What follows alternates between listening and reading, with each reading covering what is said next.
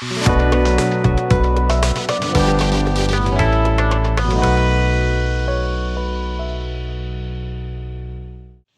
कैसे हैं आप सभी लोग। उम्मीद करता हूं आप सब अच्छे होंगे। आज हमने कल जो लेक्चर रखा था उसी लेक्चर को आगे बढ़ा रहे हैं। आज के लेक्चर में कल हमने संविधान के भाग 1 पर चर्चा की थी और भाग 1 में आर्टिकल 1, 2, 3, 4 आर्टिकल की व्यवस्थाओं के बारे में हमने पढ़ा था और हमने पिछले लेक्चर में यह भी पढ़ा था कि किस प्रकार से भारत में आजादी के बाद रियासत और प्रांतों को मिलाकर कैटेगरी वाइज स्टेट बनाए गए थे, जिसमें हमने 4 कैटेगरी स्टेट बनाए थे। A category, B category, C category और डी कैटेगरी। कुल मिलाके हमने 29 स्टेट बनाए थे। याद रखना, ठीक आजादी के बाद का ये संगठन था, ठीक है, जिसमें 552 रियासतों को मिलाकर 9 ब्रिटिश प्रांतों को मिलाकर टोटल 29 राज्य बनाए गए थे। ठीक, अब क्या हुआ, जैसे श्रेणीबद्ध कर दिया गया था स्टेट्स को, ग्रेड दिया गया था, A grade, B grade, C grade, D grade. बाद में सरकार में बैठे लोगों ने यह मंथन किया कि ये जो ग्रेड सिस्टम है वो समाप्त होना चाहिए, अर्थात राज्यों का पुनर्गठन होना चाहिए। ये जो ग्रेड सिस्टम है वो समाप्त होना भी चाहिए कि नहीं होना चाहिए, इन सारी बातों पर विचार विमर्श करने के लिए कई समितियां, आयोग बनाए गए और उनकी सलाह ली गई कि भाई क्या करें, कैसे हम पुनर्संगठन करें। तो इसके लिए राज्य पुनर्गठन करने के लिए कुछ आयोग बनाए गए, कुछ समिति बनाई गई। उनमें से 3 जो आयोग हैं वो बेहद महत्वपूर्ण है। ठीक है, देखिए, सबसे पहले धर आयोग बनाया गया 1947 में। ठीक है, धर आयोग बनाया गया जस्ट आजादी के बाद में। एक कमीशन बनाया गया एस के धर। कौन थे ये?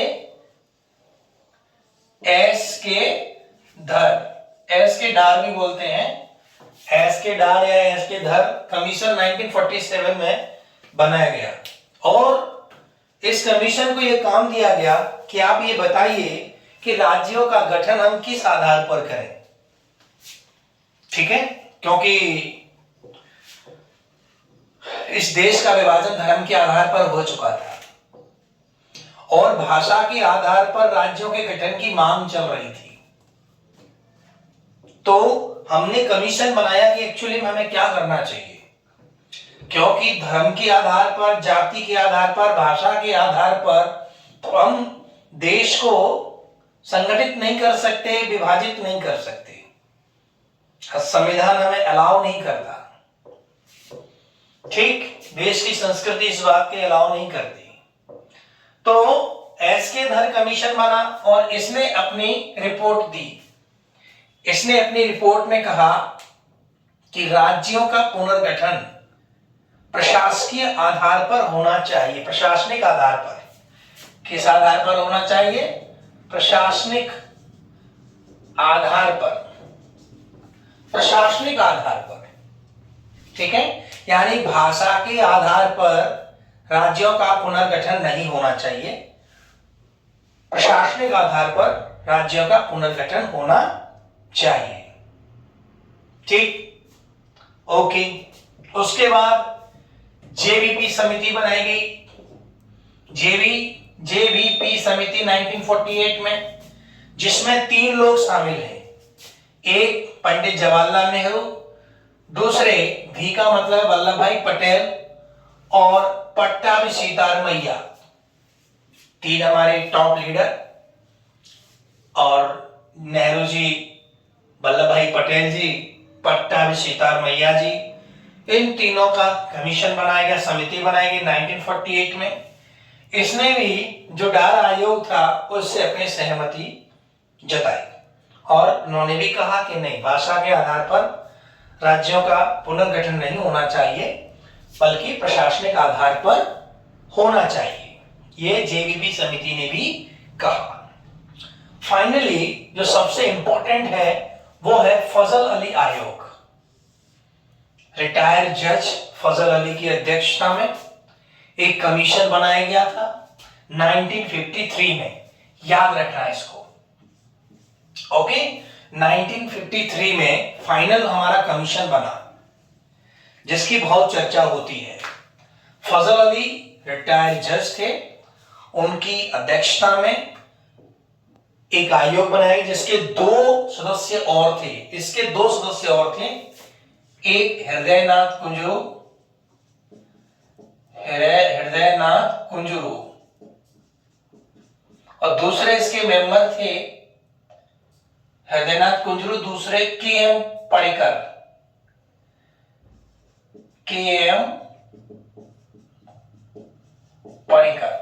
याद रखना, फजल अली आयोग राज्य पुनर्गठन आयोग बना 1953 में। इसके 2 मेंबर हैं, हृदयनाथ कुंजरू और दूसरे हैं के.एम. पणिकर। इस कमीशन ने पूरे देश का भ्रमण किया, लोगों की डिमांड्स को जज किया, फाइनली इन्होंने अपना डिसीजन दिया। फजल अली आयोग ने अपनी रिपोर्ट सरकार को 1954 में दी। कमीशन ने अपनी फाइनल रिपोर्ट 1954 में सरकार को दे दी। सरकार बन गई थी, 1952 का इलेक्शन हो गया था। इलेक्शन के बाद पंडित जवाहरलाल नेहरू प्रधानमंत्री बन गए। ठीक है, याद रखना कि ये जो फजल अली आयोग बना है वो जनरल इलेक्शन के बाद बना है और ये दोनों जो कमीशन बने ये इलेक्शन से पहले बने। ठीक है, तो ये अंतर है इसमें। इसीलिए सबसे महत्वपूर्ण जो माना जाता है वो फजल अली कमीशन माना जाता है। फजल अली कमीशन ने ये कहा कि नहीं, भाषा के आधार पर राज्यों का पुनर्गठन नहीं होना चाहिए बल्कि प्रशासनिक आधार पर ही राज्यों का पुनर्गठन होना चाहिए। इन शॉर्ट मैं बता रहा हूं, डिटेल में तो हम कभी बात करेंगे, लेकिन फिलहाल इतना ही हमारे लिए महत्वपूर्ण है। फजल अली आयोग की सिफारिश के आधार पर 1956 में 1956 में राज्यों का पुनर्गठन हुआ। याद रखना, 1956 में फजल अली कमीशन की रिपोर्ट के आधार पर हमारे भारत के जो ग्रेडेड स्टेट थे, ग्रेड वाइज डिवाइड स्टेट थे, उनको सबको मर्ज कर दिया गया। यानी इस कमीशन ने ये सिफारिश की कि जो श्रेणीबद्ध जो स्टेट बने हैं, तो जो श्रेणी या ग्रेड वाला जो सिस्टम उसको समाप्त करके सबको एक ही भाग का राज्य बना देना चाहिए। ठीक है, तो A grade, B grade, C grade समाप्त कर दिए गए और सबको मर्ज करके उस समय 14 राज्य बनाए गए, 14 स्टेट बनाए गए और 6 केंद्र शासित प्रदेश बनाए गए। कब की बात कर रहा हूं मैं? 1956 की। ठीक है, 1956 में कौन कौन से राज्य बनाए गए आपके सामने यहां पर पूरी लिस्ट बनी हुई है। ये समझना। सबसे पहला आंध्र प्रदेश, सबसे पहले आंध्र प्रदेश। आंध्र प्रदेश याद रखना, देखिए कमीशन तो इस बात को स्वीकार नहीं कर रहा था कि भारत में भाषा के आधार पर, जाति के आधार पर, धर्म के आधार पर कोई पुनर्गठन हो। कोई भी कमीशन या सरकार इसे सुनने के लिए तैयार नहीं थी। लेकिन भाषा के आधार पर राज्य बनाने की मांग बहुत जोर शोर से भारत में उठाई जा रही थी। और इसी क्रम में एक कांग्रेस के ही नेता थे, पोटी जो पोटी रामल्लू जो कि तमिल भाषी थे, तमिल तेलुगु क्षेत्र यानी तमिलनाडु मद्रास वाले रीजन में वो रहते थे, वहां से वो सांसद थे। वो कांग्रेस से सांसद थे, अपनी सरकार के खिलाफ ही आंदोलन कर रहे थे। 56 दिन का अनशन किया उन्होंने। बहुत बड़ी भूख हड़ताल है, मुझे लगता है इतिहास में सबसे बड़ी लंबी भूख हड़ताल पोटी साहब की थी। 56 दिन भूख हड़ताल की, 56 दिन के बाद उनकी मृत्यु हो गई। इससे उनकी मृत्यु होने से दक्षिण भारत में आग लग गई, सरकारी प्रॉपर्टी को जलाया गया, सड़कें जाम की गई, तोड़फोड़ की गई, क्योंकि पोटी श्रीरामुलु एक बड़े नेता थे, सांसद भी थे। तो कुल मिला के भाषा के आधार पर राज्यों का पुनर्गठन भारत सरकार को करना पड़ा। भाषा के आधार पर पहला राज्य बना आंध्र प्रदेश। क्लियर? ठीक है, तो आंध्र प्रदेश तेलुगु भाषी लोगों के लिए अलग से एक स्टेट बनाई गई थी। एक क्वेश्चन आपसे पूछा जाता है, आंध्र प्रदेश बनाया गया था 1953 में और भाषा के आधार पर बनने वाला पहला राज्य कौन सा है? तो आप बताएंगे आंध्र प्रदेश। और पोटी श्रीरामुलु का नाम जुड़ा हुआ है आंध्र प्रदेश से। पोटी श्रीरामुलु कांग्रेस के ही नेता थे। 56 दिन की भूख हड़ताल की, मृत्यु हो गई, फिर उसके बाद ये आंध्र प्रदेश स्टेट बनाया गया। अब चूंकि आंध्र प्रदेश भाषा के आधार पर स्टेट बना दिया, किसी भी कमीशन ने नहीं कहा था, किसी भी कमीशन की ये सिफारिश नहीं थी, लेकिन ठीक है, मजबूरी बस सरकार को झुकना पड़ा, जिसमें पोटी श्रीरामुलु का कहना चाहिए कि कुर्बानी हुई, शहादत हुई। दूसरा स्टेट हमने बनाया असम, तीसरा स्टेट बनाया हमने बिहार, जिसे कूच बिहार बोलते थे ना, उसको बिहार बना दिया। चौथा हमने स्टेट बनाया बम्बई स्टेट, ठीक है, जो कैटेगरी वाले स्टेट में भी था। पांचवा स्टेट हमने बनाया जम्मू कश्मीर, जिसमें लद्दाख वगैरह ये पूरा एरिया मिला के बनाया। केरल, त्रावणकोर कोचीन को मिला के हमने स्टेट बना दिया केरल, ठीक है। त्रावणकोर कोचीन जो पहले मैंने बताया था कैटेगरी वाले उसमें सिस्टम में। फिर मध्य प्रांत को बना दिया मध्य प्रदेश, जिसमें आज का छत्तीसगढ़ भी आता था। पूरा एरिया मिला के क्या बना दिया हमने? मध्य प्रदेश। आठवां स्टेट हमने मद्रास, मद्रास का नाम बाद में बदल दिया गया था, ध्यान रखना, मद्रास को बाद में नाम बदला गया और उसका नाम तमिलनाडु रख दिया गया। कब? 1969 में मद्रास का नाम, मद्रास स्टेट बना था। लेकिन देखिए, मद्रास और तमिलनाडु जैसे आता है, तो तमिलनाडु कोई अलग स्टेट नहीं बना 1969 में, बल्कि मद्रास का नाम बदला गया। किसी भी राज्य का नाम संसद बदल सकती है, ठीक है, आर्टिकल 3 कहता है। मैंने आपको कल बताया था कि आर्टिकल 3 के अनुसार संसद किसी भी राज्य के नाम में परिवर्तन कर सकती है। तो उसी का प्रयोग करते हुए आर्टिकल 3 के अनुसार सरकार ने मद्रास का नाम बदल के क्या कर दिया? तमिलनाडु। कब किया? वो डेट भी मैंने मेंशन कर दी है, 1969 में। क्लियर हो गया होता है। उसके बाद मैसूर स्टेट बना। मैसूर स्टेट, जिसे आजकल हम कर्नाटक कहते हैं, जिसकी कैपिटल बेंगलुरु है, ये नाम बदला गया। कर्नाटक कोई नया राज्य नहीं बना, बल्कि मैसूर जो स्टेट था 1956 का, उसका नाम बदला गया था कर्नाटक 1973 में। फिर आर्टिकल 3 का यूज किया पार्लियामेंट ने, फिर आर्टिकल 3 का यूज करके और स्टेट का नाम बदला गया। किसका? मैसूर का। मैसूर टीपू सुल्तान के लिए जाना जाता है, वही मैसूर, और उसका नाम बदल के क्या कर दिया, कर्नाटक, कन्नड़ भाषी लोगों का कर्नाटक। उसके बाद अगला स्टेट बनाया 10वें नंबर का उड़ीसा, 11वें नंबर का हमने बनाया पंजाब, 12वें नंबर का बनाया राजस्थान, फिर हमने बनाया उत्तर प्रदेश, और 14वां बनाया हमने पश्चिम बंगाल। 14वां नंबर का स्टेट हमने कौन सा बनाया, पश्चिम बंगाल। तो कुल मिला के 1956 में फजल अली आयोग के सिफारिश के आधार पर 14 स्टेट बनाए गए। क्लियर हो गया। इनमें से 2 स्टेट, 3 स्टेट मैंने ऐसे बताए हैं जिनका नाम बाद में बदल दिया गया, तो वो भी डेट हमको याद रखनी है कि कौन कौन से नाम बदले गए हैं। जैसे मद्रास का नाम बदला गया है, मैसूर का नाम बदला गया, 2 स्टेट का नाम बदला गया।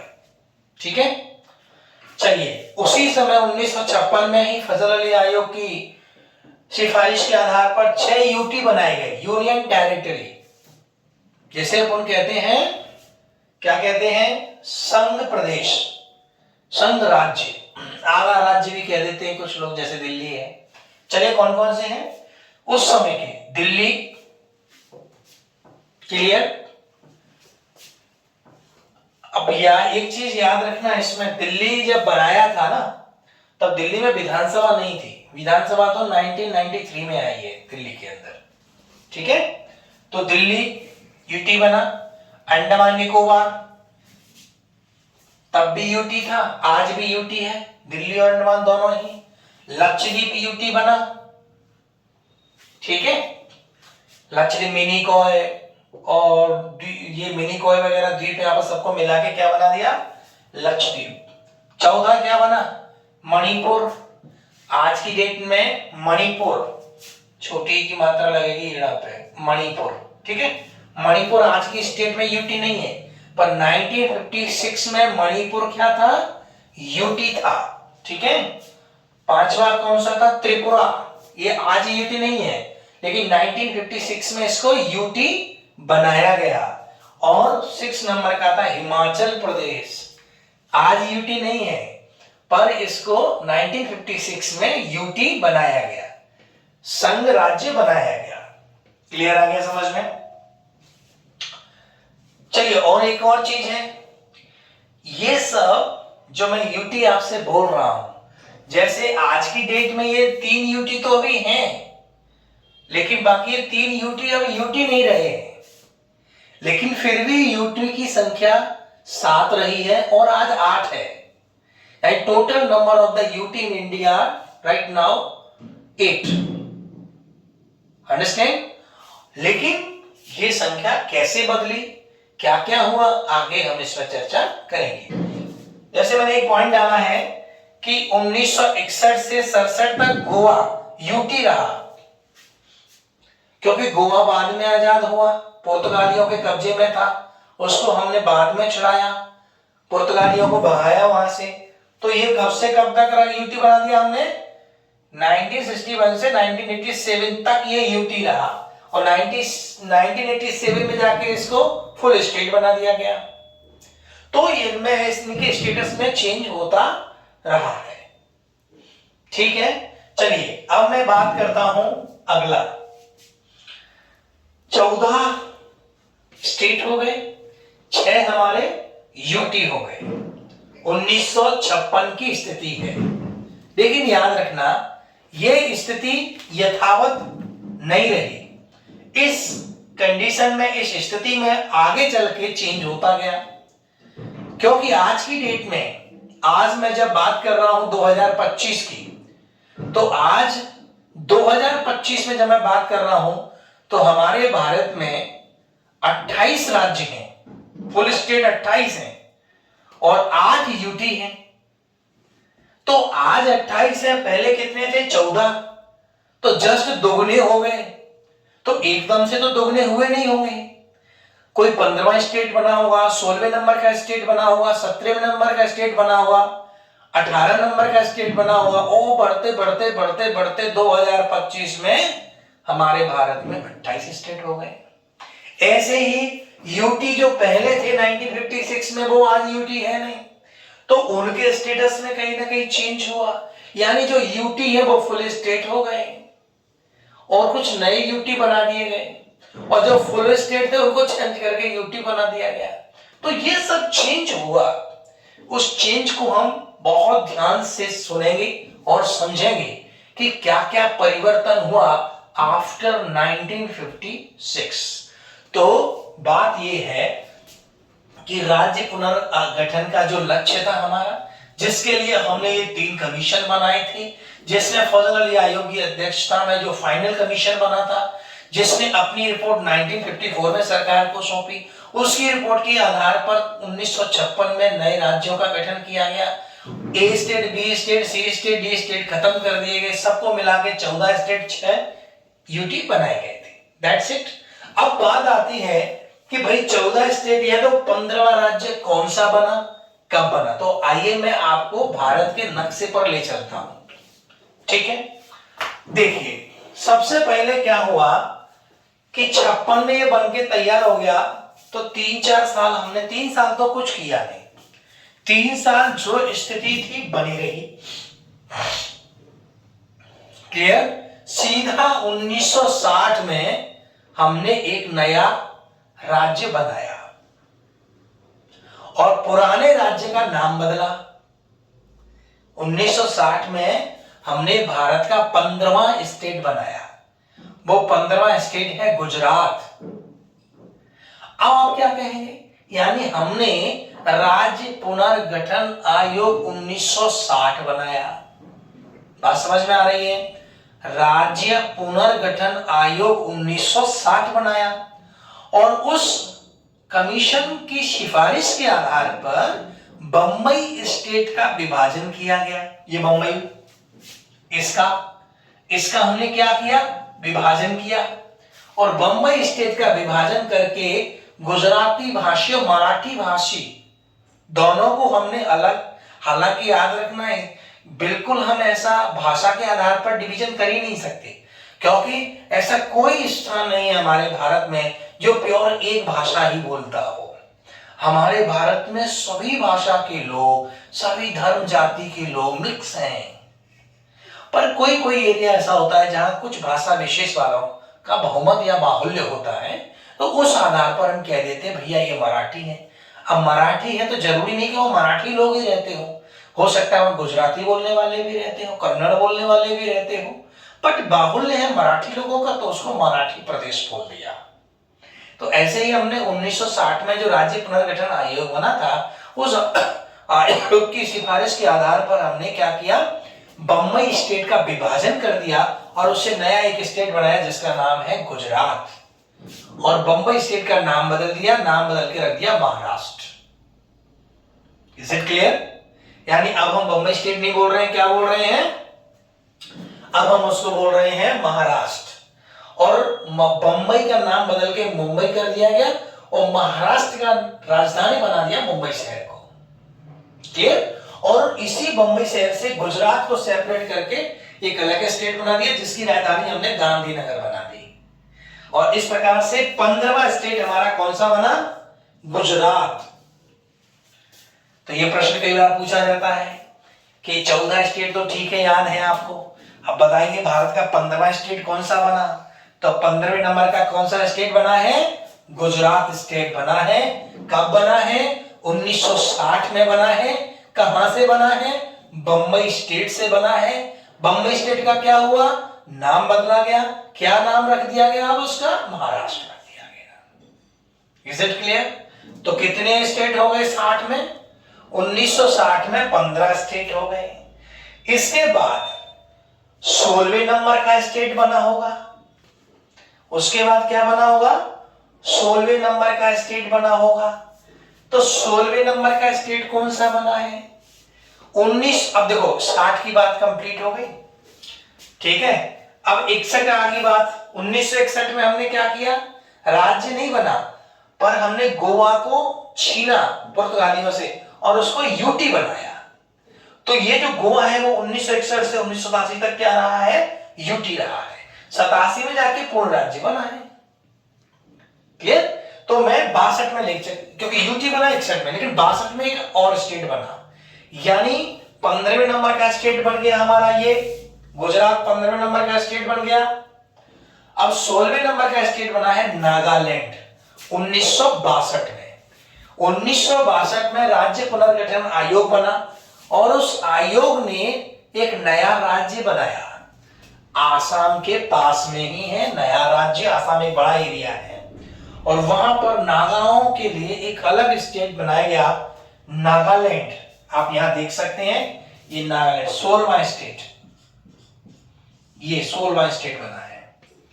देखिए 16वां स्टेट बना है नागालैंड, ठीक है, नॉर्थ ईस्ट में ये 16वां स्टेट बन गया नागालैंड। अब 1962 में हमारे पास, अब भारत के पास कितने स्टेट हो गए? 16 स्टेट हो गए। 15वां स्टेट कौन सा बना? गुजरात बना। 16वां कौन सा बना? नागालैंड बना। अब 17वां स्टेट कौन सा बना? तो 1962 के बाद हमने फिर राज्य पुनर्गठन आयोग बनाया और 1966 में 17वां राज्य बना हरियाणा। 17वां राज्य कौन सा बना?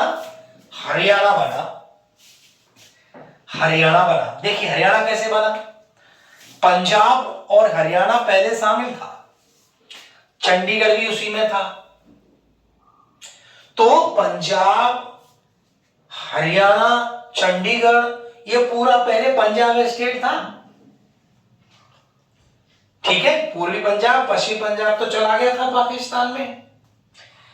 चूंकि पंजाब में भी भाषा के अलग अलग लोग थे, पंजाब का जो पूर्वी इलाका था, पंजाब ये पंजाब है, पंजाब का पूर्वी जो इलाका है वो हिंदी बोलने वालों का है, हिंदू ज्यादा रहते हैं उसमें। और जो पश्चिमी पंजाब था उसमें सिख भाई ज्यादा रहते हैं जो पंजाबी बोलते हैं, सिंधी बोलते हैं। तो इसी भाषा के, अब भाषा का तो आधार चल ही रहा है, हालांकि हम ऑफिशियली नहीं कह सकते, लेकिन प्रशासनिक आधार पर मान लीजिए, पर मेनली तो भाषा ही चला, प्रैक्टिकल तो यही है। तो हरियाणा हिंदी भाषी राज्य बनाया गया पंजाब से अलग करके। हरियाणा कौन से नंबर का राज्य बना? 17वें नंबर का राज्य बना। हरियाणा 17वें नंबर का स्टेट बना। तो अब याद रखना है 15वें नंबर पे कौन बना? गुजरात बना। 16वें नंबर का कौन सा स्टेट बना? नागालैंड बना। 17वें नंबर का कौन सा स्टेट बना? हरियाणा बना। कहां से बना? पंजाब से बना। पंजाब को अलग कर दिया गया, पंजाब से इसको अलग कर दिया गया, हरियाणा बना। एक और घटना हुई, पंजाब से जब हरियाणा को अलग किया तो साथ में चंडीगढ़ को भी अलग कर दिया और चंडीगढ़ को अलग करके क्या बना दिया? यूटी बना दिया, यूनियन टेरिटरी बना दिया। मैं बताऊंगा आपको भी, ठीक है। यूनियन टेरिटरी बना दिया गया और यह कहा गया कि चंडीगढ़ हरियाणा और पंजाब की जॉइंट कैपिटल रहेगी। तो आज भी हरियाणा की राजधानी कहां पर है? चंडीगढ़ में। पंजाब की राजधानी कहां पर है? चंडीगढ़ में। दोनों का हाई कोर्ट कहां है? चंडीगढ़ में। आ गया समझ में? तो ये व्यवस्था की गई थी 1966 में, 17वां राज्य बन गया। इसके बाद 18वां राज्य कौन सा बना? देखिए हिमाचल प्रदेश 18वां राज्य कौन सा बना हमारा? आप यहां पर देख रहे हैं 1956 में हिमाचल प्रदेश तो यूटी था, लेकिन 1970 में हिमाचल प्रदेश को फुल स्टेट का दर्जा दिया गया और हिमाचल प्रदेश हमारे देश का 18वें नंबर का स्टेट बना है। क्लियर आ गया समझ में? हिमाचल प्रदेश हमारे देश का 18वें नंबर का स्टेट बना। जो पहले यूटी था उसको क्या बना दिया हमने? फुल स्टेट बना दिया। हिमाचल प्रदेश 18 नंबर पर, याद रखिएगा, हिमाचल प्रदेश हमारे 18वें नंबर का स्टेट बना। क्लियर हो गया? अब 19वें नंबर का स्टेट कौन सा बना? कहां तक पहुंच गए हम? 1970 तक पहुंच गए। 19वें नंबर पर 19वां हमारा कौन सा स्टेट है? तो याद रखना मणिपुर। देखिए मणिपुर पहले यूटी था, लेकिन 1971 की बात आ गई, 70 में वो बन गया, हिमाचल पूरा फुल स्टेट का दर्जा हो गया। और ऐसे ही मणिपुर को भी फुल स्टेट बना दिया 1971 में। 1971 में 19वां राज्य हमारा बना, वो है मणिपुर, फुल स्टेट। क्लियर, याद रहेगा। 19वें नंबर पे क्या बना है? Manipur, full state. ठीक है, अब 19 स्टेट हो गए हमारे देश में। ठीक है, अब 20वां स्टेट कौन सा बना? हमें 28 तक पहुंचना है। ठीक है, हमारा 20वां स्टेट कौन सा बना? तो याद रखना 20वां स्टेट बना है हमारा त्रिपुरा, सेम 1971 में, यानी सेम ईयर है 1971। 1971 में राज्य पुनर्गठन आयोग बना, उसने हमारे देश का 19वां और 20वां स्टेट बनाया। मणिपुर और त्रिपुरा दोनों ही नॉर्थ ईस्ट में है, आप देख लीजिए। ये मणिपुर है और ये आपकी त्रिपुरा है। कौन से नंबर का बना है त्रिपुरा? 20वें नंबर का स्टेट बना, पूर्ण स्टेट बना। पहले वो क्या था? यूटी था। तो कितने हो गए हमारे? 20 हो गए, याद रखना है। फिर से मैं रिवाइज कर देता हूं। 15वें नंबर का स्टेट कौन सा बना? गुजरात बना। 16वें नंबर का स्टेट कौन सा बना? नागालैंड बना। 17वें नंबर का स्टेट कौन सा बना? हरियाणा बना। 18वें नंबर का कौन सा स्टेट बना? हिमाचल प्रदेश बना। 19 नंबर का कौन सा बना? मणिपुर बना। 20वें नंबर का स्टेट कौन सा बना? त्रिपुरा बना। क्लियर, ये अपन को याद रखना है, पूछा जाता है, बेहद महत्वपूर्ण है। और आपका ज्ञान भी बढ़ रहा है, आपकी नॉलेज में भी वृद्धि हो रही है कि एक्चुअली में देश की आजादी के बाद किस प्रकार से पहली सरकार काम कर रही थी, खासकर हमारे स्टेट ऑर्गेनाइजेशन को लेकर। चलिए हम आगे बढ़ते हैं। 21 नंबर को, यानी कि मेघालय। 19, ये थोड़ा गलत लिख गया है, 1973, यस, है ना। 1973 में 21वें नंबर का स्टेट बना। क्या नाम है उसका? मेघालय। कौन सा है? मेघालय। मेघालय कौन से नंबर का बना? 21वें नंबर का स्टेट बना, मेघालय बन गया साहब। तो अब हमारे भारत में कितने स्टेट हो गए? टोटल 21 स्टेट हो गए। ठीक है, अब 22 नंबर का स्टेट कौन सा बना? तो 22 नंबर का स्टेट, इसमें आप देखिए, ये सिक्किम है। कौन सा है? सिक्किम। ठीक है, 22वें नंबर का स्टेट बना सिक्किम, है ना। सिक्किम 22वें नंबर का स्टेट बना। याद रखना, ये पहले, ये 1974 में इसको सहायक राज्य बनाया था। थोड़ी सी सिक्किम को लेकर कुछ ऐतिहासिक घटना है। यहां पर चोग्याल वंश का शासन था। सिक्किम में चोग्याल वंश का शासन था। तो बाद में क्या किया कि वो तैयार नहीं थे भारतीय संघ में शामिल होने के लिए। तो हमने, ठीक है, बहुत सारी हिस्ट्री है इसकी, मैं बाद में बहुत विस्तार से एक बहुत बड़ा लेक्चर कम से कम लास्ट में बनाऊंगा, 3-4 घंटे का रहेगा, जिसमें जम्मू कश्मीर की समस्या पूरी शुरू से लेकर एंड तक, हैदराबाद, जूनागढ़, इसमें सिक्किम या नॉर्थ ईस्ट को भी मैं शामिल करूंगा। तो 2-3 लेक्चर 2-3 4 घंटे के हो जाएंगे, वो लास्ट में रहेंगे।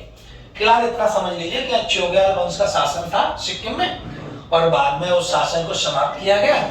लोकतांत्रिक तरीके से सिक्किम राज्य को संरचना बनाई गई और 1974 में उसको सहायक राज्य बनाया गया, और 1 साल बाद ही, जस्ट दूसरे वर्ष ही, उसको पूर्ण राज्य का दर्जा दिया गया। तो हमारा सिक्किम कौन से नंबर का स्टेट बना है भैया? 22 नंबर का। 22वें नंबर का स्टेट बना है हमारा सिक्किम।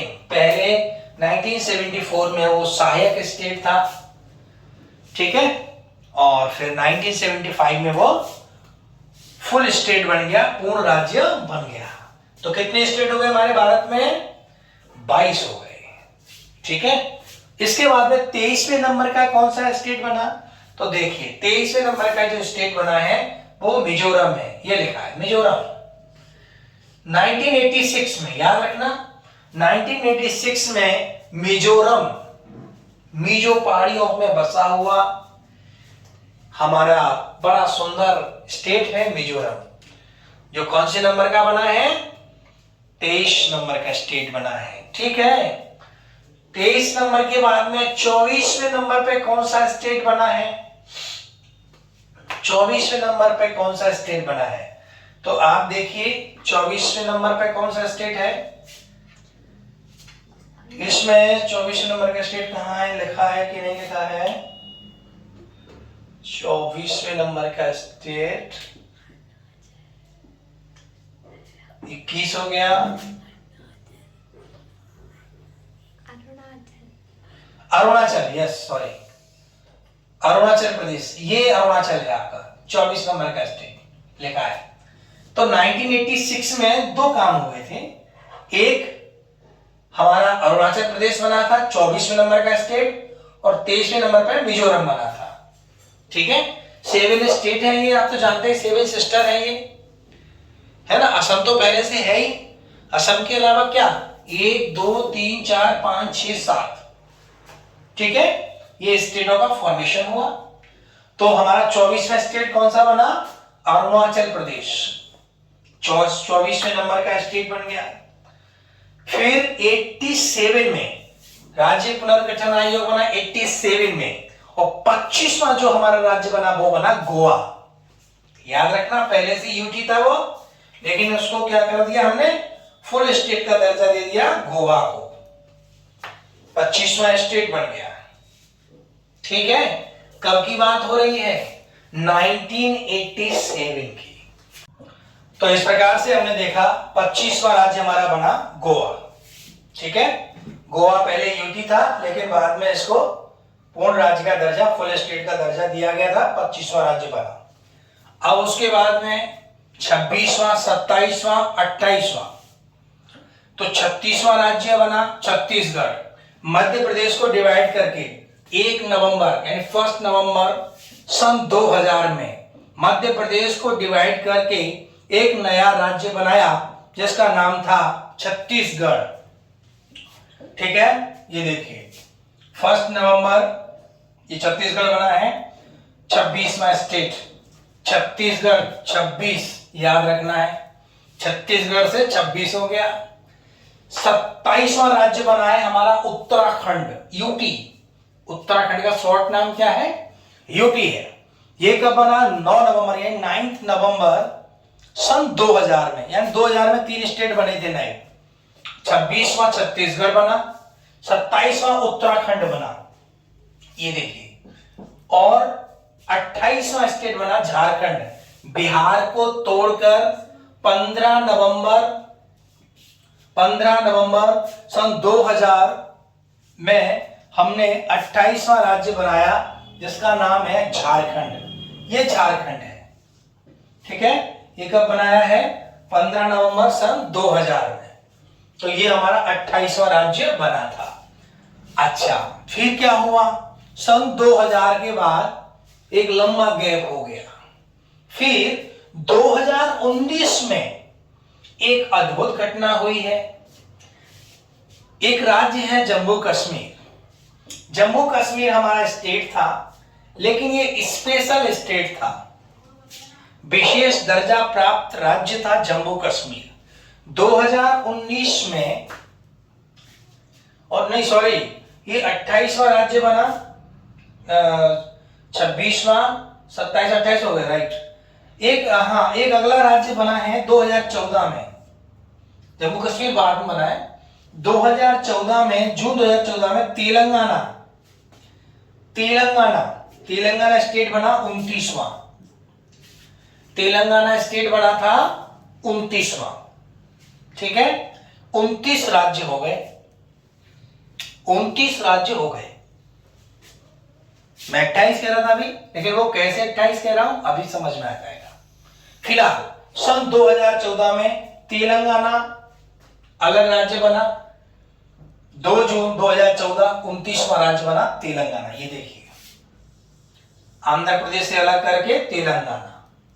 ओके, इसके बाद क्या हुआ? नई सरकार बनी थी मई में और जून में ये नया स्टेट बन गया था। याद रखना 2014 में नरेंद्र मोदी जी की सरकार है। फिर 2019 में जम्मू कश्मीर जो बहुत स्पेशल राज्य का दर्जा प्राप्त था, एक स्पेशल 370 अनुच्छेद 370 में जम्मू कश्मीर को एक स्पेशल स्टेट का दर्जा था। तो भारत सरकार ने 2019 में एक बिल लाकर जम्मू कश्मीर से धारा 370 यानी अनुच्छेद 370 का जो स्पेशल स्टेटस था वो हटा दिया, समाप्त कर दिया, और साथ में आर्टिकल धारा 35A भी समाप्त कर दिया। ये क्या था, कैसे हुआ था, ये डिटेल में हम आगे चर्चा करेंगे। फिलहाल इतना समझिए कि 2019 में जम्मू कश्मीर जो एक फुल स्टेट हुआ करता था, उसका फुल स्टेट का दर्जा समाप्त करके, उसका स्पेशल राज्य का दर्जा समाप्त करके उसे यूटी बना दिया।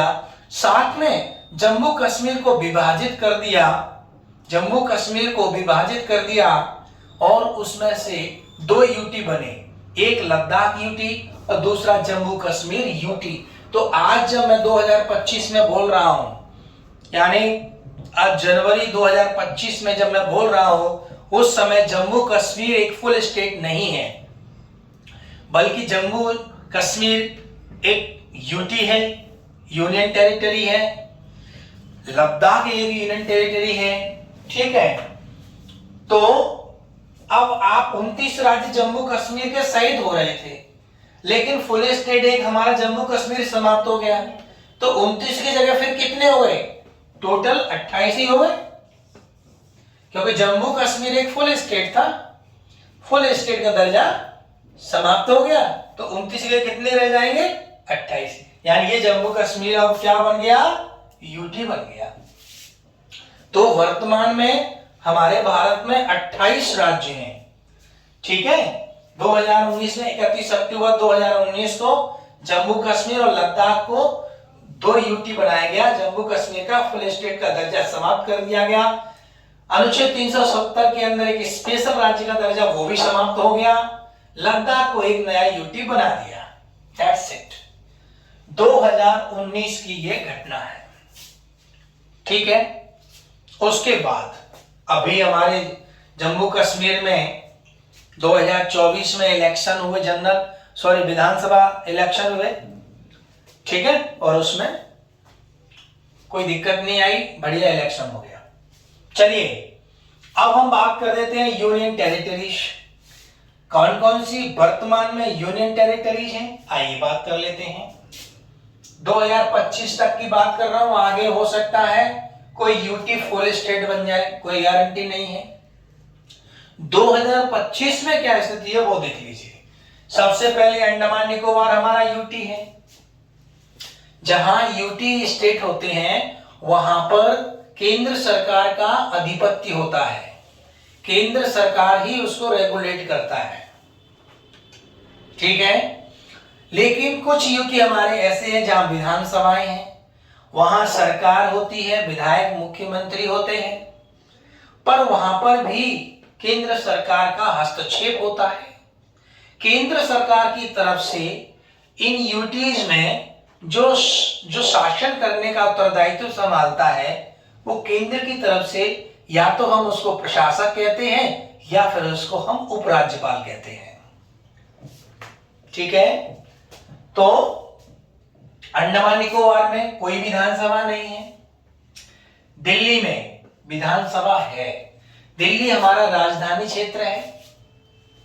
साथ में हमारा यूटी है जहां विधानसभा 1993 में बन गई थी और आज वहां पर सरकार काम कर रही है, और वहां के जो उपराज्यपाल महोदय हैं वो केंद्र सरकार की तरफ से वहां पर लॉ एंड ऑर्डर उनकी जिम्मेदारी है, वो देखते हैं। और बहुत सारी बातें हैं वो हम आगे बात करेंगे जब स्टेट्स को पढ़ेंगे। नेक्स्ट है पदुचेरी। पांडुचेरी यहाँ विधानसभा है, दिल्ली में विधानसभा है, पदुचेरी में विधानसभा है, लक्षद्वीप में कोई विधानसभा नहीं है। 5वें नंबर पे दादर नागर हवेली दमनदीप, इन सबको मर्ज करके, यानी दमनदीप को मर्ज कर दिया, दादर नागर सबको मर्ज करके एक यूटी बना दिया। उस पूरे यूटी का नाम है दादर नागर हवेली एवं दमन दीव 2020 में ये परिवर्तन कर दिया। क्लियर आ गया समझ में? यानी एक यूटी कम हो रहा है, ये मिक्स कर दिए, पहले अलग अलग यूटी हुआ करते थे। तो दादर नागर हवेली और दमन दीव को एक करके एक यूटी बना दिया। क्लियर हो गया? जम्मू कश्मीर को यूटी बना दिया 2019 में। लद्दाख एक नया यूटी बन गया 2019 में। और 8वें नंबर पर चंडीगढ़ है 1966, जब पंजाब से हरियाणा बना था उसी समय चंडीगढ़ को भी यूटी बना दिया गया था, जो आज भी पंजाब हरियाणा की कैपिटल है चंडीगढ़। तो कुल मिला के आप ये देखिए कि वर्तमान में हमारे यूटी कितने हैं? 8। यूटी कितने हैं? 8 है। तो total number of states in India till now 28 and UTs number till now 8। That's it. तो ये हमारे आज का लेक्चर का पूरा विषय था, जिसमें आपने समझा कि भाग 1 संविधान का, उसमें आर्टिकल 1, 2, 3, 4 क्या व्यवस्थाएं करते हैं और उन्हीं आर्टिकल्स को आधार बनाकर हमारी पार्लियामेंट ने क्या क्या परिवर्तन किए हैं, कौन कौन से नए स्टेट बनाए हैं, किन स्टेट्स का नाम चेंज किया है। याद रखना कुछ कैपिटल्स के भी नाम चेंज हुए हैं, जैसे कुछ नाम है, जैसे कलकत्ता का नाम चेंज हुआ कोलकाता हो गया, बेंगलोर का नाम चेंज हुआ बंगलुरु हो गया। इस तरह से कई नाम परिवर्तन हुए हैं। शहरों के नाम, राजधानियों के नाम, स्टेट के नाम चेंज हुए। तो ये जो चेंज हो सकता है सामान्य प्रक्रिया है, भारतीय संसद के द्वारा हो सकता है, हुआ है, सामान्य बहुमत से हो सकता है। सिर्फ उसमें नाम वगैरह परिवर्तन करते हैं तो उसमें राष्ट्रपति की अनुमति, राष्ट्रपति की परमिशन उसमें होती है। जिस स्टेट का आप चेंज कर रहे हैं उसकी परमिशन है, हालांकि स्टेट का जो सुझाव है वो बाध्य नहीं है, यानी संसद यहाँ फुल फ्लैश है, कर सकती है। तो ये सारी बात हुई। तो भाग 1 में भारत संघ और उसका राज्य क्षेत्र एक विषय था, जो आज ये कंप्लीट हो रहा है। उसमें स्पष्ट कहा गया था कि हमारा जो भारतीय संघ है वो राज्यों का समूह है, और भारत और राज्य आपस में किसी कॉन्ट्रैक्ट पर नहीं जुड़े हुए हैं। कोई कॉन्ट्रैक्ट बेस्ड हमारे रिलेशनशिप नहीं है स्टेट का और यूनियन का। एक बार कोई राज्य शामिल हो गया तो वो अपनी मर्जी से अलग नहीं हो सकता। ये सख्त यूनियन हमारे यहाँ व्यवस्था की गई है। लेकिन एक चीज बताएं हम आपको कि अगर कोई हिस्सा हमें दूसरे देश को अपने हिस्से से देना है तो इसमें भी सरकार को संविधान में संशोधन करना पड़ेगा। जैसे बेरुवारी मामला है, बेरुवारी एक जगह का नाम है, तो बेरुवारी मामला था तो वो सुप्रीम कोर्ट में गया। तो सुप्रीम कोर्ट ने ये कहा कि वैसे तो हमारे यूनियन से कोई हिस्सा अलग नहीं हो सकता, जुड़ सकता है पर अलग नहीं हो सकता, पर संविधान संशोधन के द्वारा इसे अलग किया जा सकता है। तो बेरुवारी मामले में सरकार ने संविधान संशोधन किया और उस संविधान के तहत बेरुवारी जो जगह है वो पाकिस्तान को दी थी हमने। ऐसे ही इंदिरा गांधी जी जब प्रधानमंत्री थी 1971 के आसपास की बात है, और उस समय बांग्लादेश के साथ में भी कुछ ऐसा समझौता हुआ था जिसमें 10,500 हेक्टेयर जमीन हमने बांग्लादेश को दी थी और 6,500 हेक्टेयर हमने बांग्लादेश से जमीन ली थी। ऐसे ही नरेंद्र मोदी जी की सरकार ने भी बांग्लादेश के साथ में ऐसा किया है।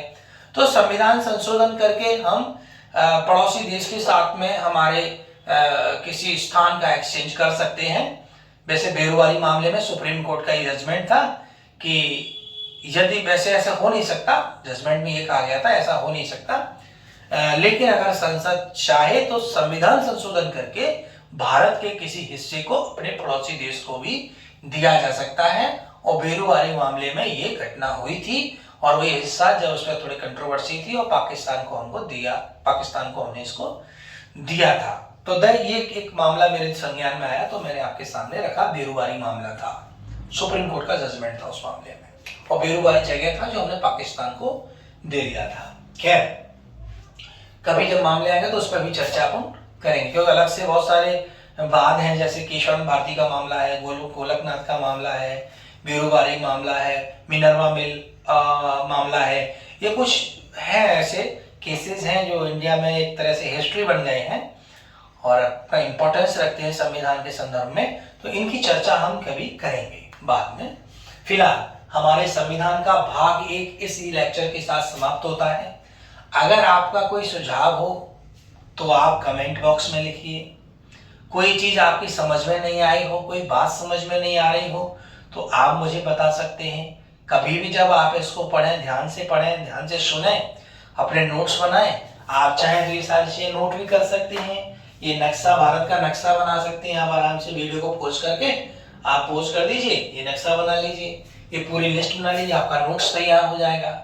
ठीक, आपको फ्यूचर में काम आएगा। तो इस प्रकार से मेरी तरफ से संविधान का भाग 1 कंप्लीट हो गया है। अगले लेक्चर में हम लोग भाग 2, संविधान का भाग 2 जिसका विषय है नागरिकता, उस पर हम चर्चा अगले लेक्चर में करेंगे। फिलहाल आज के लिए इतना है। आप अपना ध्यान रखें और मेरी बार बार मैं ये कह रहा हूं कि ये जो मैं शुरू किया है मैंने इस श्रृंखला को, वो बहुत सोच समझ के शुरुआत की है और ये मैं कभी बंद नहीं करने वाला। ये हमेशा चलने वाली श्रृंखला रहेगी। जो इसको सुनेगा, पढ़ेगा, देखेगा, लाभ ले सकता है और उम्मीद करता हूं कि आपके लिए बेनिफिशियल होगा। इसी उम्मीद के साथ में हो सके तो इसको आप शेयर कर दीजिए बहुत सारे लोगों के साथ में, तो यह है कि भविष्य में लोगों को इसका फायदा मिलेगा। तो इन्हीं सब बातों के साथ बहुत अपना ख्याल रखिए। बहुत बहुत धन्यवाद। जय हिंद।